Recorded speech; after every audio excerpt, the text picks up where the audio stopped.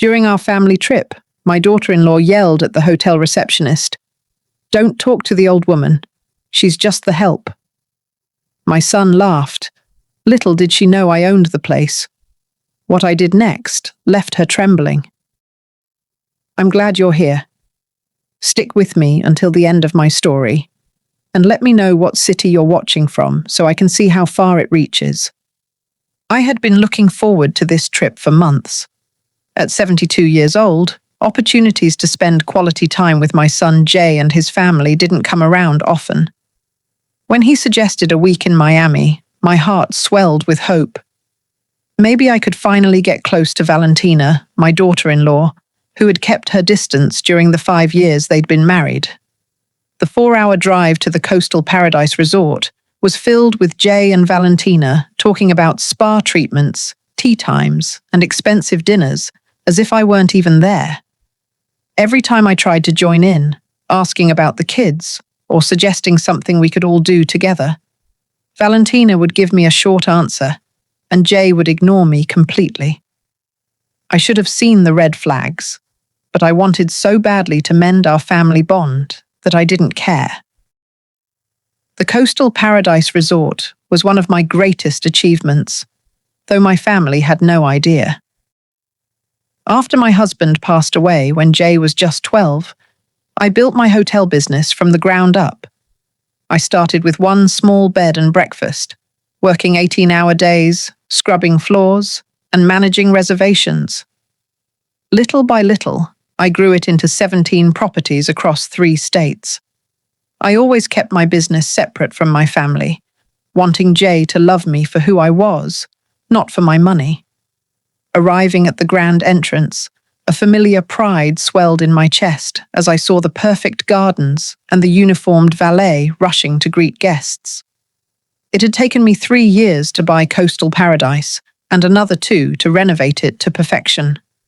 Every detail from the polished marble floors to the crystal chandeliers was my personal choice. Jay handed the valet the keys as Valentina adjusted her designer sunglasses, her blonde hair perfectly styled. She was undeniably beautiful, the kind of beauty that comes from expensive salons and personal trainers. At 35 years old, 20 years younger than Jay, she made sure no one forgot it. "Remember," she told him as we approached the doors, "I want the penthouse suite. I don't care what they say about availability. Just make it happen." Jay nodded without hesitation. It still surprised and pained me how much he deferred to her. The confident boy I had raised was now a man who couldn't act without his wife's approval. We entered the elegant lobby, and I couldn't help but smile at the familiar buzz of activity. Jasmine, the front desk manager, looked up, and her eyes widened when she saw me, but I gave a slight shake of my head. I wasn't ready for them to know who I really was. "Good afternoon," Jasmine said warmly but professionally. "Welcome to the Coastal Paradise Resort. How can I help you?" "Reservation." "Under Carter," Jay replied. "We should have the penthouse suite." Jasmine's fingers flew across the keyboard as she checked. "Here is your reservation, Mr. Carter. It's confirmed for our Coastal Paradise Deluxe suite, but the penthouse is booked for your entire stay." I watched Valentina's face harden, her jaw tightening, and her eyes glinting with irritation beneath her flawless makeup. "That's unacceptable," she snapped. "Do you know who we are?" I specifically requested the penthouse when we made this reservation. Jasmine remained calm, though her shoulders tensed slightly. "I apologize for any misunderstanding, Mrs. Carter. The deluxe suite is lovely, and it has a private balcony. I don't want to hear about some second-rate room," Valentina interrupted, raising her voice enough to make other guests turn and stare. "I want the penthouse, and I want it now." I took a step forward, hoping to de-escalate the situation. "Valentina, maybe we could." But before I could finish, she spun on me, her face contorted with fury. "Don't you dare speak," she shouted, her voice echoing off the marble floors. Jasmine, or whatever your name is. Just ignore whatever this old woman says. She's not important. She's just the help we brought with us." The conversations in the lobby stopped. My cheeks burned as the humiliation washed over me. But she wasn't done. "Don't talk to the old woman," she shrieked, pointing at me as if I were a piece of garbage. "She's just the servant, the nanny. Don't waste your time on her." I stood there frozen. My mouth was dry, and my heart pounded so hard I thought it might burst through my ribs. In my 72 years, no one had ever spoken to me with such venom, with such utter disrespect, and never in front of strangers. But what came next cut even deeper. Jay threw his head back and laughed. Not an uncomfortable laugh to ease the tension, but one of genuine amusement, as if watching his wife tear me down in public was the funniest thing he'd ever seen. "Oh my goodness, Valentina," he said, wiping a tear from his eye. "You're terrible, but you're not wrong. Mom, just let us handle this, okay? Go sit down somewhere." The betrayal hit me like a physical blow. This was my son, the son I raised alone, who I worked myself to the bone for, who I sacrificed everything for just to give him a good life. And he was laughing at my humiliation. Jasmine's face had gone pale, a mix of surprise and sympathy that only made the sting worse. All around the lobby, I heard whispers and saw people pointing. Some were holding up their phones, no doubt recording every second of this mess. "Ma'am?" Jasmine said softly, her voice kind, but still professional. "Perhaps you'd like to wait in our lounge while we resolve the room situation." Before I could answer, Valentina let out a loud, theatrical sigh. "Yes. Take the old woman somewhere she won't embarrass us anymore, and make sure someone keeps an eye on her. She tends to get lost." Jay laughed again. Strangers were watching, and I felt my heart splintering into a million pieces. I wanted to disappear, to run from this beautiful lobby, from my cruel daughter-in-law, from my mocking son, and never come back. But something inside me, a last vestige of the strength that had built this empire, held me firm. I met Jasmine's gaze. Her eyes held a silent anguish. She knew exactly who I was. She knew that with a single word from me, she could have Valentina escorted out so fast her designer heels wouldn't even touch the ground. But I stayed quiet. I picked up my small suitcase and walked to the elevator, my back straight despite the crushing weight of the shame behind me. Behind me, Valentina was still yelling at Jasmine about the penthouse, her voice thick with the entitlement of someone who had never worked a day in her life. When the elevator doors closed, I caught Jasmine's eye one last time. She gave me a small nod, a silent message that she understood she was sorry and she was waiting for my signal. I had built this empire from nothing, employing over 300 people at my properties. I was respected in business circles, sought out by other hotel owners, known for my fairness and integrity. But in that lobby, I was just a pathetic old woman being yelled at by her son's wife, while my son laughed at my pain. As the elevator rose to the 12th floor, each passing number stirred something inside of me. The pain was still sharp and deep, but another feeling began to grow beside it. Determination. The next morning, I woke up in what should have been paradise, but felt more like purgatory. My room overlooked the ocean, with waves gently lapping against the pristine beach. The sunrise painted the sky in shades of pink and gold, colors that would normally take my breath away. But I felt empty, as if someone had hollowed me out and left only a shell.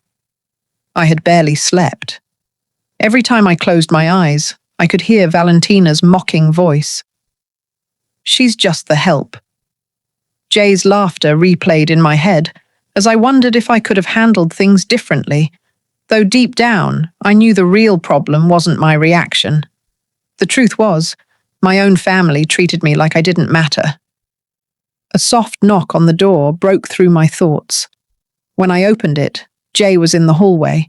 He looked uncomfortable, but showed no hint of remorse. "Mum, we're going to breakfast. Valentina wants you to watch the kids by the pool afterward so we can hit the spa." "No." "Good morning?" "No. How did you sleep?" Not even a nod to what had happened in the lobby. Just another order disguised as a favor. "Jay?" I said quietly. "About last night?" He waved a hand dismissively. "Mum, don't make a big deal out of it. Valentina was just stressed about the room. You know how she gets when things don't go her way. A big deal? That's what he called his wife publicly, humiliating me. She called me a servant, Jay. She screamed at me in front of strangers." He shifted, avoiding eye contact. "She didn't mean it. That's just Valentina being dramatic. Can we just not talk about it? We're supposed to be on vacation." I looked at him, searching for the boy I once knew. The little boy who would climb into my bed during thunderstorms, who would bring me dandelions and call them sunflowers, who once told me I was the strongest person in the world. That boy was gone. He had been replaced by a 47-year-old man who chose his wife's comfort over his mother's dignity. "Okay," I said, the word tasting like ash in my mouth. "I'll watch the kids." His relief was palpable. "Perfect. We probably won't be back all day.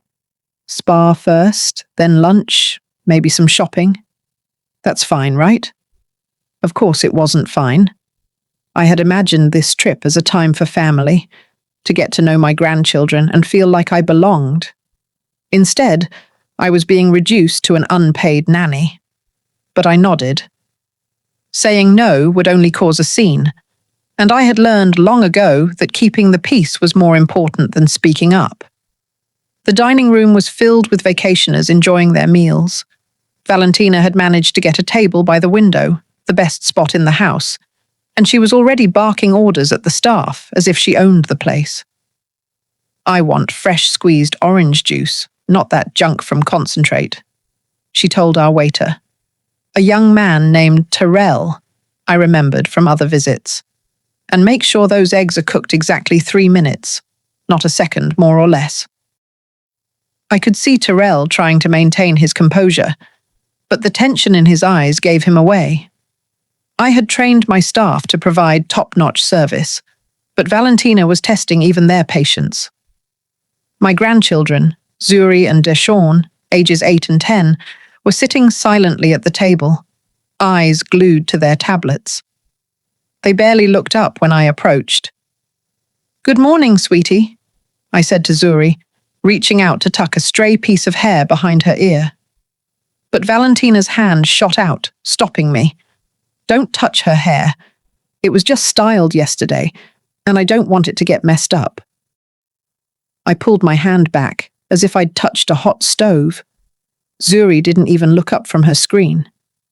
"Kids, say good morning to Grandma Renee," Jay mumbled, sounding bored. "Morning," they said in unison, still focused on their devices. I sat in the only remaining chair, the one with its back to the resort view. Valentina had made sure the best seats were for her family, leaving me the leftover one, as if I were an afterthought. "Renee?" Valentina said without looking at me. "After breakfast, you'll take the kids to the pool. Make sure you put sunscreen on them every hour. Zuri burns easily, and if she gets even a little bit pink, I'm holding you responsible." I nodded, swallowing the words I wanted to say, "and keep them away from the deep end. And don't let them eat snacks by the pool. They're full of preservatives. Oh, and if they need anything at all, call me immediately. Don't try to handle it yourself." Each order was like a small cut, another reminder that she didn't trust me to care for my own grandchildren without her looking over my shoulder. "How long will you be at the spa?" I asked. Valentina finally looked at me, her gaze cold. As long as we want. This is our vacation, not yours. You're here to help. Jay remained silent, staring at his phone, completely checked out. I wondered when he had become the kind of man who would let his wife treat his mother like hired help. After breakfast, I ended up at the pool with Zuri and Deshawn, trying to start a conversation as they remained lost in their screens. Around us. Other families laughed, played, and truly enjoyed each other's company. We looked like strangers who just happened to share a table. "Grandma," Zuri said suddenly, and my heart fluttered, hoping she wanted to talk. "Mum says, you used to clean houses for rich people. Is that true?" The question was a slap in the face. I had worked hard my entire life. I had never cleaned a house for anyone. I had built my own empire from scratch. I had created jobs for hundreds of people and earned respect in a male-dominated field. And still, in Valentina's twisted version of my life, I was nothing more than a servant. "No, sweetie," I said softly. "I'm a business owner. I build hotels." Deshawn looked up from his tablet for the first time all morning. "Mum says you make up stories about being important because you're ashamed of being poor." The cruelty of his words stole my breath. Valentina hadn't just humiliated me in public. She had also been poisoning my grandchildren against me, filling their heads with lies so they would see me as a pathetic, delusional woman. "Your grandma is not poor, and she doesn't make up stories," I said, keeping my voice firm. Zuri just shrugged. "That's what Mum says. She says you live in a tiny apartment and pretend you're rich to make yourself feel better.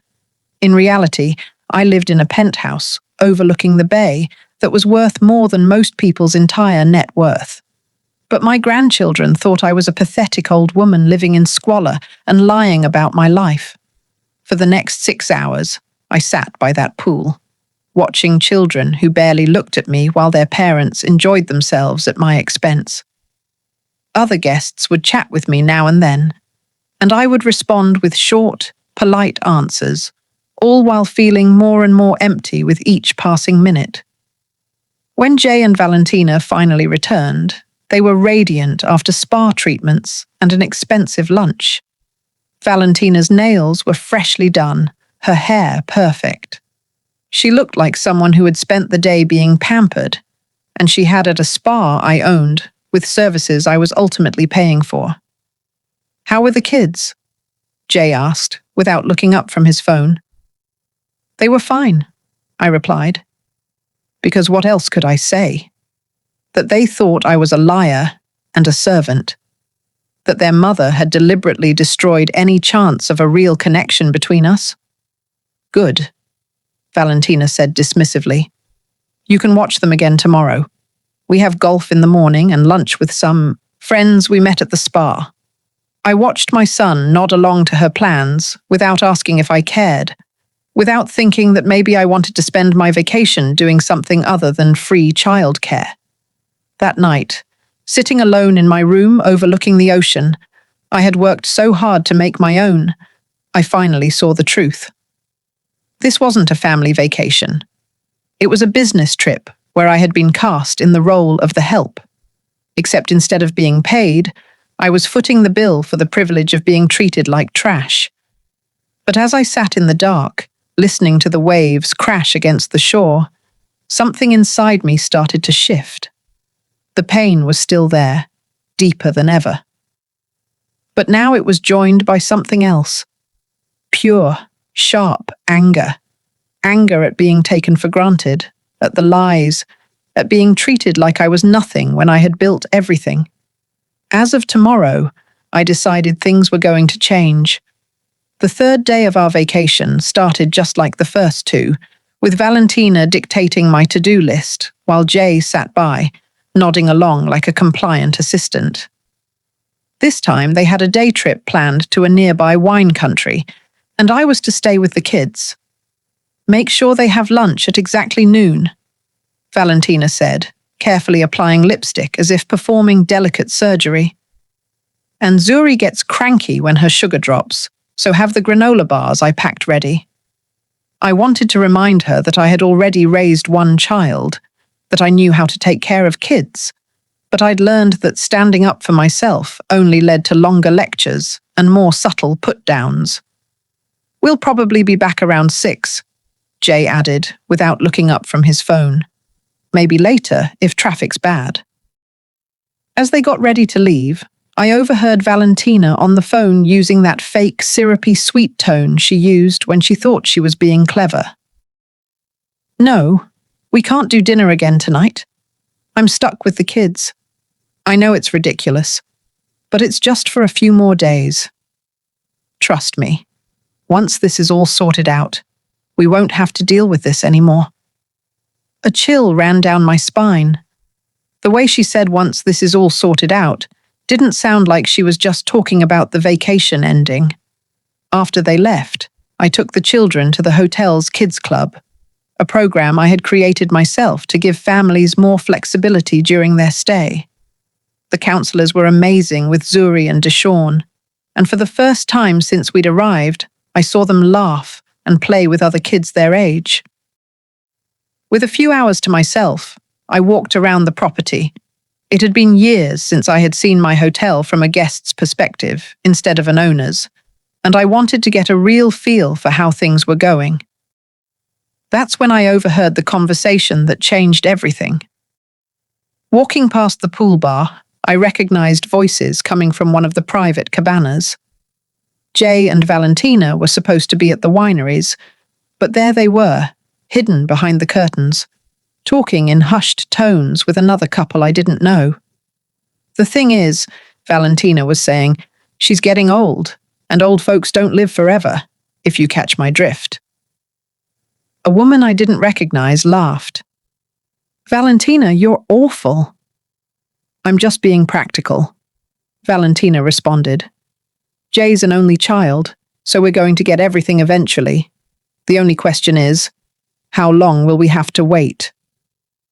My stomach dropped. I moved closer, hiding behind a large palm tree.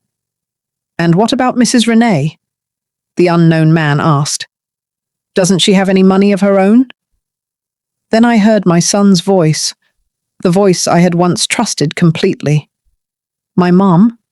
Nah, she's poor as a church mouse. She lives in a little apartment, scraping by on Social Security. I've been helping her out for years. The lies flowed from his mouth so smoothly. I wondered how long he had been making them up. I lived in a $5 million penthouse, earning more each month from my investments than most people made in a year. But in Jay's twisted version of the story, I was a burden he generously supported.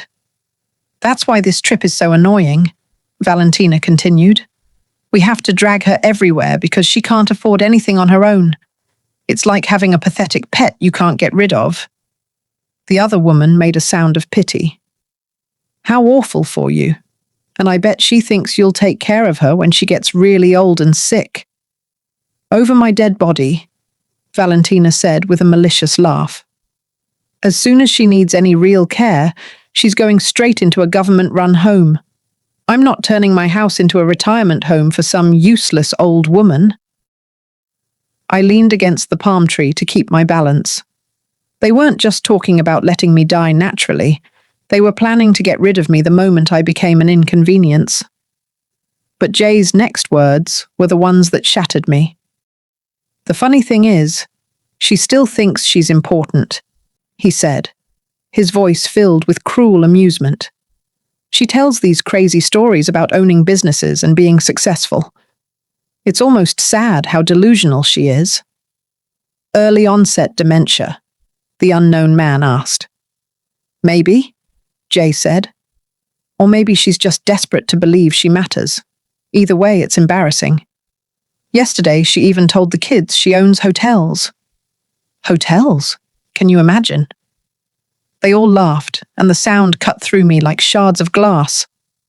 Well, Valentina said, at least we won't have to listen to her crazy stories for much longer. I give her maybe 5 years, 10 at the most, and then we'll finally be free to live our lives without pretending we care. A useless old woman who never did anything with her life. I stood there behind that palm tree, feeling my entire world collapse. This wasn't just a casual conversation about an unfortunate relative. It was my own son and his wife discussing my death as if it were a long, ated vacation. The best part, Valentina added, is that she's so grateful for any attention we give her, like this trip. She really thinks we invited her because we wanted her to come. She has no idea we only brought her along so she'd watch the kids and we could go have fun. More laughter, more casual cruelty. Does she even contribute to expenses, Brenda? The other woman asked. Are you kidding me? Valentina scoffed. She's completely useless when it comes to money. Jay covers everything. Her food, her utilities, even this trip. She's nothing but a financial drain on us. Another lie. For years, I had been helping Jay out financially, covering part of his mortgage, paying for his kids' private school. I even bankrolled Valentina's shopping sprees. The credit card statements that came to my address were astronomical, and yet I paid them without complaint, thinking I was supporting my family. The only good thing about having her around, Jay said, is that she's a decent nanny. Free childcare, you know. She's so desperate for our approval, she'll do anything we ask. It's kind of funny, actually. It really is, Valentina added. Watching her try so hard to make us like her, bringing the kids expensive gifts. She always... I stumbled back, my hand flying to my mouth to stifle a sob. The lies were a betrayal, but hearing them discuss my life as a pitiful joke, a burden to be discarded, was a knife to the heart. This wasn't just about money or respect. This was about a complete lack of humanity. They weren't just taking my money. They were taking my dignity and my legacy and turning it into something ugly and worthless. My mind raced back to that first night in the lobby. I had been so filled with shame that I didn't want to expose them. I had wanted to protect Jay from the embarrassment of his wife's behavior. But now I realized he was in on it. He was the one who had made me the butt of the joke. He was complicit in my humiliation. And he was okay with it. I had been so proud of my accomplishments, so proud of the life I built for my family. But they had turned my hard work into a punchline. I was nothing more than an ATM, a free babysitter, a pathetic old woman they couldn't wait to get rid of. I felt a new kind of anger building inside me. It wasn't the fleeting rage of the night before. It was a cold, hard, unwavering resolve. They thought I was useless. They thought I was a joke. I would show them what this useless old woman could do. I would show them what it meant to disrespect me. I pulled out my phone and dialed Jasmine's number. She answered on the first ring. "Mom, I'm so glad you called," she said, her voice a mix of relief and concern. "Is everything all right? Did you see?" "It's fine, Jasmine," I said, my voice steady. "I need you to do something for me." I walked back to the kids' club and collected Zuri and Deshawn. They barely looked up from their screens as I took their hands. "Let's go, kids," I said. "We're going on an adventure." They looked up at me with tired eyes. "Mum said we had to stay here." Deshawn said, "Your mum is wrong." I said, "Let's go." I took them to the beach, and for the first time I put my phone and wallet down. We built sand, castles. We ran along the water's edge, and I taught them how to find seashells. We laughed, and I told them stories about when their daddy was a little boy. For a moment, it felt like a real family vacation, but the knowledge of what was to come was a weight in my stomach. That evening, Jay and Valentina returned, flushed with sun and alcohol. They walked into my room, ready to hand off the kids and go to dinner. but I was standing there blocking the door. "We're ready to go out," Valentina said, not even looking at me, her eyes on the kids. "You can go to bed." "Oh, I won't be going to bed just yet," I said, my voice as calm as a summer night. She finally looked at me, a flicker of irritation in her eyes. "What's that supposed to mean?" "It means," I said, "that you need to call the front desk and book yourself a different room for the night. You'll be checking out in the morning." Jay and Valentina stared at me, their faces a mask of confusion. "What are you talking about, Mom?" Jay asked. "Don't play dumb," I said. "I overheard your little chat at the cabana. I know what you've been saying about me." Valentina's face went from confusion to pure fury. "You were eavesdropping on us," she hissed. "You have no right." "I own this hotel, Valentina," I said, my voice rising with every word. "I have every right to do what I want, and what I want is for you to leave." I pulled a document from my purse and handed it to Jay. It was a list of all the financial support I had given him over the years. His eyes widened as he looked at the numbers, seeing for the first time the full extent of my generosity. "You've been lying to me?" he asked, his voice shaking as he looked at his wife. "She's the one lying?" Valentina screamed. "She doesn't own this place. She's just a useless old woman who cleans houses for a living." Just then, Jasmine, the front desk manager, came into the room with security. "I was told there was a disturbance," she said, her eyes on me, her voice calm and professional. "Jasmine, tell her," Valentina shrieked, pointing at me. "Tell her she doesn't own this place." Jasmine looked at me, and I gave her a small nod. "Mrs. Renee Carter is not only the owner of this hotel. Jasmine said she is the sole owner of all 17 of the Coastal Paradise properties across the United States. She is our founder, our CEO, and the reason we are all standing here today." Valentina's face went white. She looked from Jasmine to me, her eyes darting with panic. Jay just stood there speechless, the document in his hand, a testament to the lies he had told. "What's the meaning of this?" Valentina finally managed to stammer out. "It means," I said, my voice full of power and resolve, "that you will be checking out in the morning, and you will be paying your own way. Every penny you and your husband have spent on this trip, every spa treatment, every meal, every cocktail, it will all be billed to your credit card." "You can't do this," Valentina yelled. "Oh, but I can," I said, a small smile playing on my lips. "And I will." I turned to Jay. "And as for you, my son," I said, "you will no longer be receiving my financial support. The mortgage payments stop, the school tuition stops, you're on your own." Jay's face fell. "Mum, please, we can talk about this?" "There's nothing to talk about, Jay," I said. "You made your choice. You chose to laugh at your own mother's humiliation. You chose to lie about me to your children. You made your bed. Now you have to lie in it." He and Valentina looked at each other, their faces filled with a mix of shock and betrayal. They had thought they had me right where they wanted me, but they had underestimated me.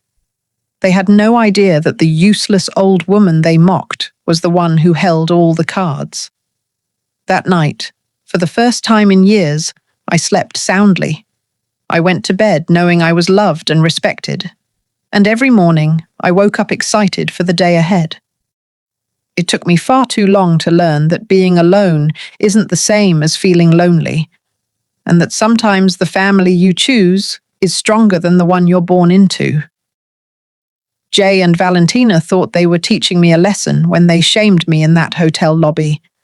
They were right about one thing. I did learn something that week. I learned that I am worth fighting for, even if I have to be the one to do the fighting. And that changed everything. The story we have told is fictional, but is based on some real events. The names and places have been changed to protect the identity of those involved. We're not sharing this to pass judgment, but in the hope that someone listens and pauses to think. How many mothers are suffering in silence inside their own homes? I'm so curious. If you were in my place, what would you do? Would you choose to stay silent to keep the peace? Or would you dare to face it all to get your voice back? I want to know what you think, because every story is a candle that can light the way for someone else. God always blesses.